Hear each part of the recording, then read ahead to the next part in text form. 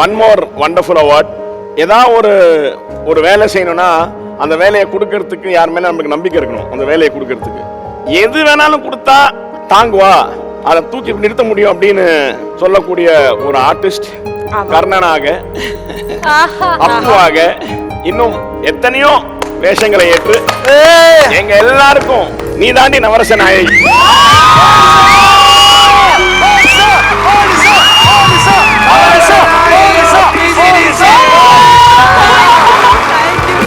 Wonderful. எனக்கு சத்தியமா வந்து இது மோனிஷானே தெரியல உள்ள வரும்போது. எனக்கு மியூசிக் இதெல்லாம் வச்சுட்டு எனக்கு சுத்தமா தெரியல மோனிஷான்னு. பட் மோனிஷான் தெரிஞ்ச பிறகு I knew you will rock it.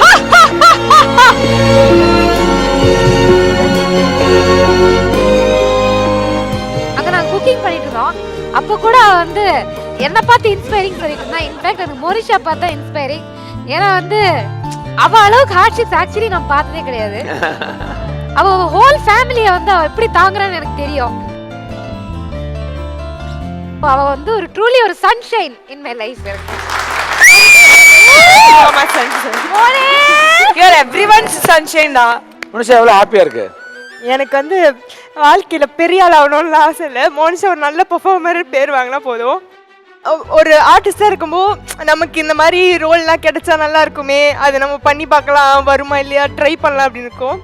நானே நினைக்காத ரோல்லாம் வந்து என்னை நம்பி கொடுக்கும்போது தான் எனக்கு அது கண்டிப்பாக நல்லா பண்ணணும் அப்படின்னு எதுனா பெஸ்ட்டு ட்ரை பண்ணணும். அது கண்டிப்பாக இந்த ஸ்டேஜ் இல்லைன்னா எனக்கே தெரியாது நான் இதெல்லாம் பண்ண முடியும் அப்படின்னு. இப்போ எல்லாரும் சொல்லும்போது அது எனக்கு ரொம்ப சந்தோஷமா இருக்கு.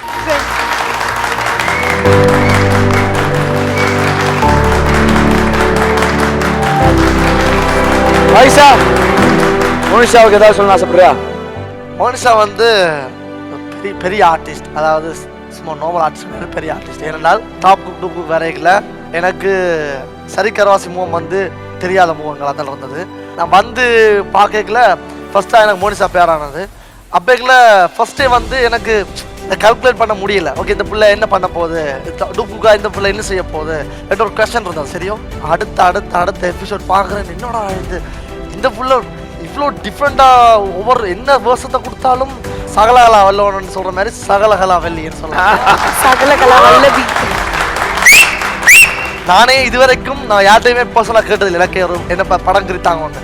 ஃபர்ஸ்ட் டைம் நான் மோனிஷா கேட்குறத பார்த்து நான் கேட்டேன், ஓ பெரிய ஆர்டிஸ்ட் தானேன்னுட்டு எனக்கு என்ன படம் குறித்தாரீங்களே என்ன கேட்டுறேன் மோனிஷாட்ட. ஸோ அப்படி ஒரு பெரிய ஆர்டிஸ்ட். ஸோ அது மாதிரி எல்லாத்துலேயுமே ஒரு கரை கண்டு இல்லை இதுன்னு நான் பண்ணுவேன் அப்படின்ற ஒரு டைப். மற்றது பெருசாக ஒரு பெரிய வெளிச்சத்துக்கு ஆசைப்படாதவங்க, இல்லை இப்படி தான் இருக்கணும் அப்படி தான் இந்த பில்டப் அது எல்லாமே இல்லாதவங்க. சராசரி மனிதனா எப்படி இருக்கணும்ன்ற ஒரு பொம்பளை பிள்ளைக்குரிய எடுத்துக்காட்டு இருக்குது.